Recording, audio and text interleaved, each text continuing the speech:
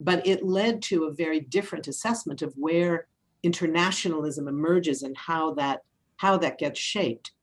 I think, to keep this very brief, I think that we have to look at the need to build internationalism much more urgently, in fact, in this period when what internationalism looks like is much harder.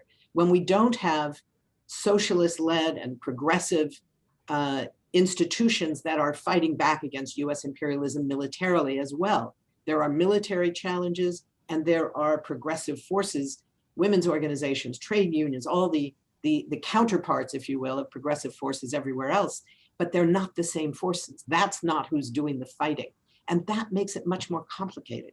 It doesn't make it less important, but it does make it less complicated, more complicated. And I would just end with the notion that what gives me some hope in this period is this understanding that we are at a moment of far more intersectionality in this country, and I would say globally, where movements around racial justice, around environmental justice, immigrant rights, all are taking up the link with wars abroad and the need to stop militarism, to stop military spending. The intersection between them has become much more real. So even though we don't have that kind of inherent internationalism that emerges when the progressive movement as a whole is focused on wars abroad, we do have, with younger people, with people of color, with these new institutions, new organizations that are springing up within our movements, the potential for a much greater new rise of internationalism.